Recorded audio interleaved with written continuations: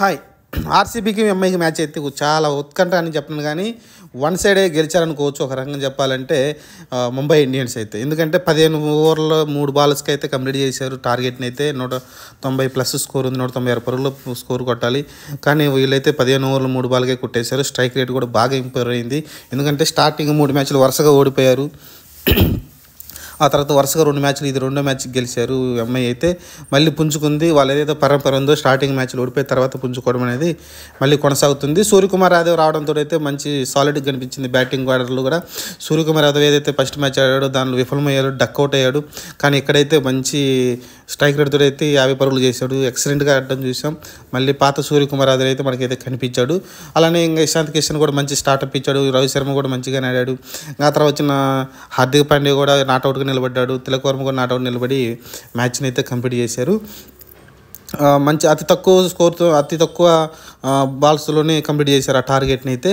ఇంకపోతే first batting చేసిన RCB అయితే స్టార్టింగ్లో చాలా ఇబ్బంది తడబడతా ఆడారు ఇద్దరైతే. ఆ తర్వాత బుమ్రా వేసిన 3వ ఓవర్లు అయితే కోహ్లీ వెంటనే అవుట్ అవ్వడం 3 పరుగులకే. ఆ తర్వాత డూప్లెసిస్ అయితే చాలా జాగ్రత్తగా ఆడుకుంటూ వచ్చాడు. స్లోగా అయితే ఆడడం స్టార్ట్ చేశాడు. యాంకర్లు అయితే చేయడం చూసాం. ఆ తర్వాత రజత్ పటిదార్ ఫామ్లో లేడనిపించింది. కానీ అతను చాలా అవకాశాలు ఇచ్చారు. ఇప్పటికీ ఇది 6వ మ్యాచ్, దాన్ని సద్వినియోగం చేసుకున్నాడు. ఎందుకంటే ఇది ఇంతకుముందు మ్యాచ్లు అన్నీ ఫెయిల్ అయినప్పటికీ దీనిలో చాలా ఫాస్ట్గా అయితే 200 పైన స్ట్రైక్ రేట్తో అయితే ఈ మ్యాచ్లో అయితే మంచిగా ఆడడం చూసాం. చాలా బ్రిలియంట్గా నాకైతే ఆడడం చూసాం. 150 పరుగులు చాలా ఫాస్ట్గా చేశాడు. ఆ తర్వాత మళ్ళీ మిగతా బ్యాట్స్మెన్ ఎవరి మధ్యలో అయితే ఆడలేదు. మళ్ళీ డైరెక్ట్గా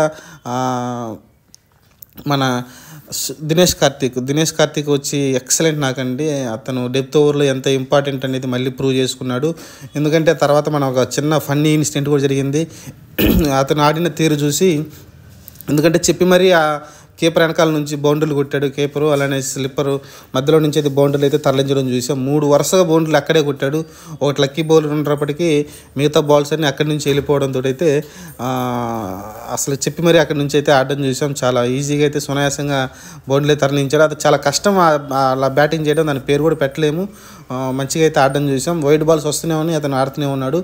ఆ తర్వాత రోహిత్ శర్మ వచ్చేసి వరల్డ్ కప్ సెలక్షన్ ఉంటుంది అని చెప్పడం చూసాం మనమైతే. అంటే దాని ఉద్దేశం ఏంటంటే వరల్డ్ కప్ ఉన్న ప్రతిసారి కూడా దినేష్ కార్తిక్ నేను ఉన్నానని చూసుకోమని అయితే వార్నింగ్ ఇస్తూ ఉంటాడు. ఎందుకంటే ఈ నాకు చూసిన తర్వాత ఫినిషర్ రోల్లో అతను ఎంత ఇంపార్టెంటో మీరు అర్థం చేసుకుని అయితే సెలెక్టర్ చెప్పడం అన్నమాట ఒక ఉద్దేశం. అది రోహిత్ శర్మ అయితే ఫన్నీగా చెప్పడం చూసాం. ఇంకా తర్వాత మంచిగానే దినేష్ కార్తిక్ మంచిగా ఆడటంతోనే మంచిగా అయితే టార్గెట్ అయితే సెట్ చేశారు. ఎందుకంటే 180, 170 వస్తుంది అనుకున్న టైంలో 196 దాకా దినేష్ కార్తిక్ తీసుకెళ్ళగలిగాడు. మంచి టార్గెట్ని అయితే సెట్ చేశారు అనిపించింది నాకైతే. కానీ మ్యాక్స్వెల్ మళ్ళీ ఫెయిల్ అయ్యాడు. మ్యాక్స్వెల్ ఉంటే అది 200 దాటి ఇంకా బెటర్ ఉండేది. మ్యాక్స్వెల్ అయితే ప్రతి మ్యాచ్ ఫెయిల్ అయ్యాడు. కానీ ఆ తర్వాత ముంబై ఇండియన్స్ ఏదైతే బ్యాటింగ్ స్టార్ట్ చేసిందో ఎక్కడ అసలుకి ఇషాంత్ కిషన్ అయితే ఎక్కడ తగ్గలేదండి. కొడుతూనే ఉన్నాడు. ఒక పక్కన ప్రేక్షకులా అయితే రోహిత్ శర్మ చూస్తూ ఉండిపోయాడు. అంతే కొడుతూనే ఉన్నాడు. ఆ తర్వాత మళ్ళీ సూర్యకుమార్ యాదవ్ వచ్చి అతను కొడుతూనే ఉన్నాడు తప్ప ఎక్కడ ఆగలేదు మ్యాచ్ అయితే. మ్యాచ్ ముగిసేంత వరకు మ్యాచ్ కొడుతూనే ఉన్నారు. ఎందుకంటే ఇంకా మీకు 4 ఓవర్లు 3 బాల్స్ ఉన్నాయి. ఈజీగా అయితే మీరు ఇంకా ఎక్కువ పార్ స్కోర్ చేయొచ్చు వాళ్ళు ఒకవేళ ఫస్ట్ బ్యాటింగ్ చేసి ఉంటే.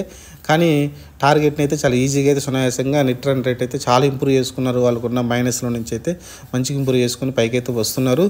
ఇది ఓవరాల్గా. ఇంకా బుమ్రా గురించి మాట్లాడుకోవాలి. ఎందుకంటే లాస్ట్లో అతని గురించి ఎక్కువ మాట్లాడుకోవాలి. ఎందుకంటే అందరూ ఒక వేరే పిచ్ మీద బౌలింగ్ చేస్తుంటే బుమ్రా ఒక్కడే ఒక డిఫరెంట్ పిచ్ మీద బౌలింగ్ అయితే వేస్తున్నాడు. 4 ఓవర్లకు 21 పరుగులు ఇచ్చాడు, 5 వికెట్లు తీశాడు. అంత ఈజీ కాదు. ఫుల్లీ బ్యాటింగ్ పిచ్ లాగా కనిపిస్తుంది.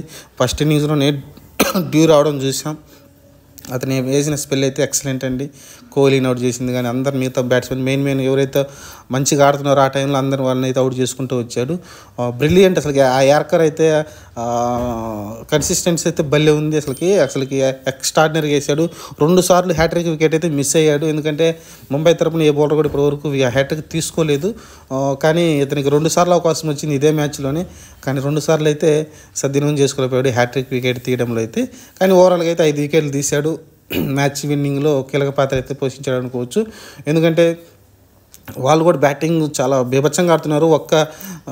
ఎస్పెషల్లీ బుమ్రా బౌలింగ్ పక్కన పెట్టేస్తే 4 ఓవర్లు 21 పరుగులే. అతని దాంట్లో కూడా 4 ఓవర్లకి 50-60 వచ్చుంటే టార్గెట్ వేరేలాగా ఉండేది. కానీ బుమ్రా వేసిన స్పెల్లే డిఫరెన్స్ క్రియేట్ చేసింది అనుకోవచ్చు. ఎందుకంటే 2 సైడ్లు కూడా రోహిత్ శర్మ, అటుపక్క రోహిత్ శర్మ, ఇషాంత్ కిషన్, అలానే సూర్యకుమార్ యాదవ్ మంచి బ్యాటింగ్ చేస్తే, ఇటువైపు వచ్చేసి దినేష్ కార్తీక్, డూప్లెసిస్, అలానే రజత్ పడిదార్ బ్యాటింగ్ మంచి చేయడం చూసాం. కాబట్టి బ్యాటింగ్ పరంగా ఇద్దరు సమానంగా కనిపించిన బౌలింగ్లో ఒక బుమ్రా ఒకటే డిఫరెన్స్ క్రియేట్ చేసి మ్యాచ్ని అయితే గెలిపించాడు అనుకోవచ్చు. ఇది కేవలం బుమ్రా విజయం అని చెప్పడంలో ఎలాంటి సందేహం లేదని నాకైతే అనిపిస్తుంది. మరి మీరేమనుకుంటున్నారో కామెంట్ సెక్షన్లో పెట్టండి. ఎందుకంటే ఆర్సీబీ వరుస పరాజయాలు కొనసాగుతా ఉన్నాయి. ఇది 6వ మ్యాచ్, 6లో 1 గెలిచింది, 5 మ్యాచ్లు ఓడిపోయింది. ఇక్కడ నుంచి జరగబోయే ప్రతి మ్యాచ్ కూడా అది గెలిస్తేనే మ్యాక్సిమం నాకౌట్కి అయితే అంటే క్వాలిఫైర్కి అయితే వస్తుంది, లేకుంటే ఇంటికి వెళ్ళక తప్పదు ఈ సంవత్సరం కూడా.